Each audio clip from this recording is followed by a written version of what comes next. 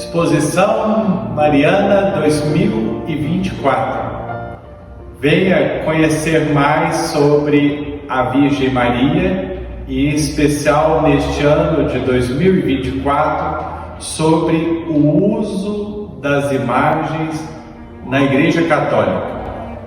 Tem muita gente que tem dúvida. Afinal, podemos usar imagens? Como usamos as imagens? Tem alguma regra?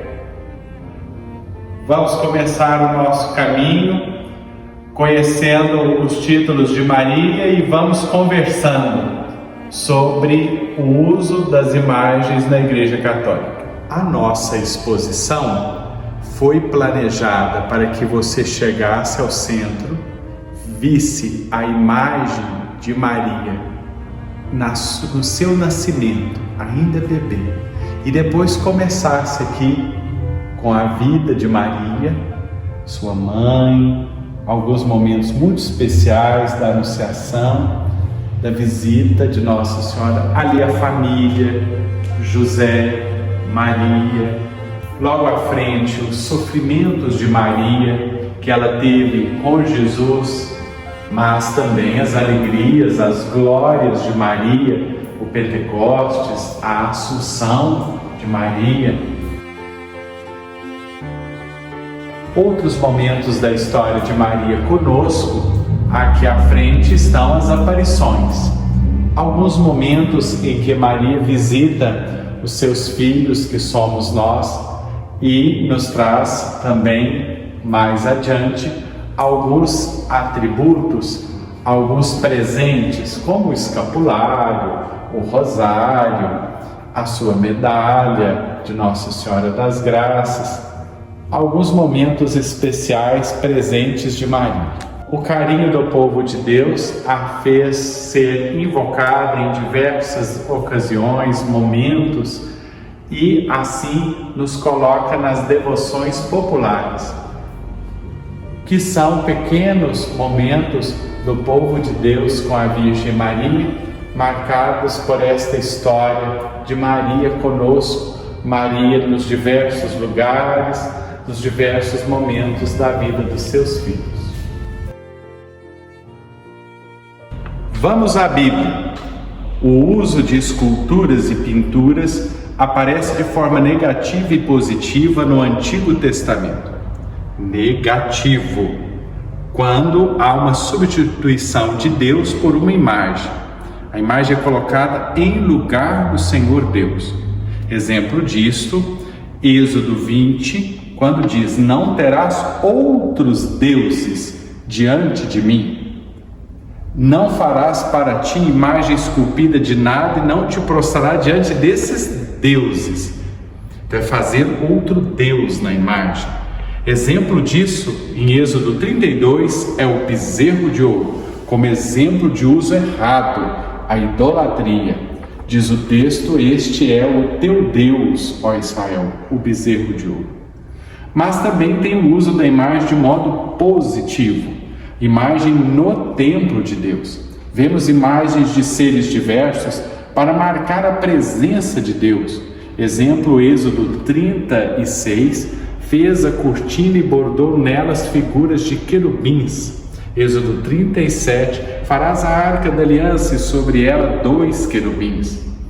No livro dos Números, capítulo 21, faz uma serpente de bronze e coloca em uma haste.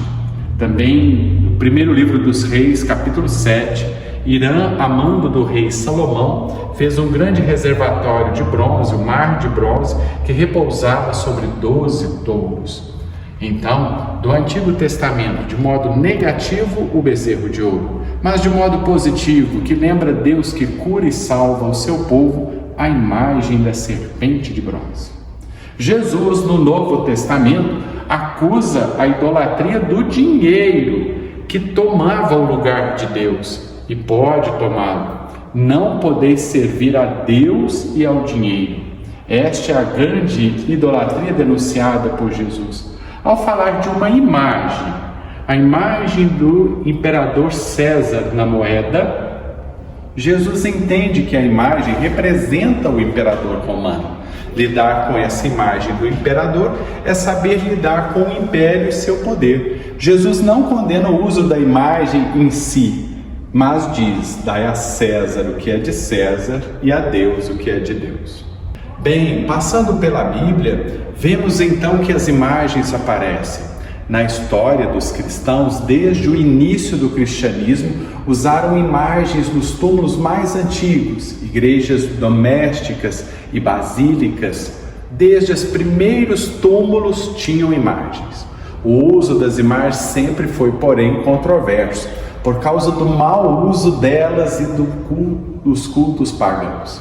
Mas foi confirmado como pertencente ao culto cristão, porque as imagens pintadas e esculpidas em conjunto ou individual trazem a novidade cristã. Deus se mostrou, Deus se fez carne e habitou entre nós. Deus não é só um espírito. Deus hoje pode ser visto e tocado em Jesus de Nazaré. A confirmação das imagens se deu no segundo concílio ecumênico de Nicéia, no ano 787. No mais belo dos filhos dos homens, Jesus Cristo, vemos, tocamos e anunciamos Deus carne e osso, um entre nós, conforme a primeira carta de João 1, no início do capítulo.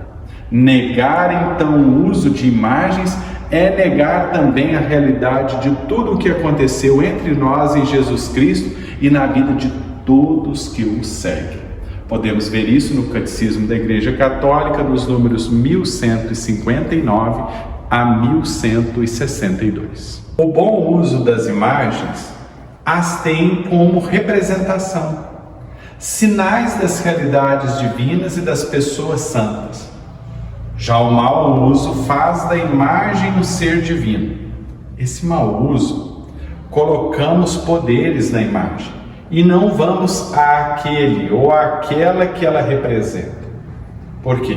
Não se oferece oração, incenso ou velas para uma imagem, mas para quem ela representa, conforme também o Catecismo da Igreja Católica, nos números 2129 e 2132. O correto uso católico: se uma imagem é quebrada, Deus não foi quebrado ou aquela pessoa foi destruída. Como a imagem representa, podemos restaurá-la ou substituir a representação sem diminuir aquele ou aquela que ela representa.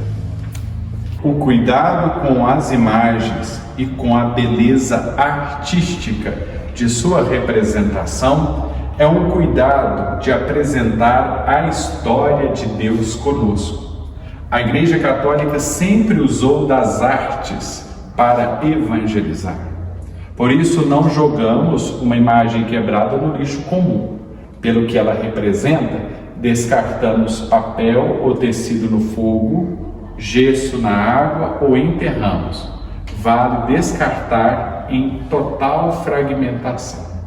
Enfim, por que abençoamos uma imagem? Que pode ser escultura, pintura, joia, medalha e outros. A oração de bênção traduz o sentido. Apontamos que elas servem para relembrar o amor de nosso Senhor e para aumentar a confiança no auxílio de Nossa Senhora e dos santos, pedindo: concedei, Senhor, que os fiéis usem estes sinais de fé e piedade para se transformar na imagem de vosso Filho Jesus. Por isso, o uso das imagens só se justifica para nos fazer ver em Jesus, nos momentos de sua vida e nas pessoas santas que em tudo se parecem com Ele, a imagem perfeita de Deus. Infelizmente, muitos não entendem o uso das imagens. A estes lembramos o que São Paulo diz na segunda carta aos Coríntios, capítulo 4, versículo 4.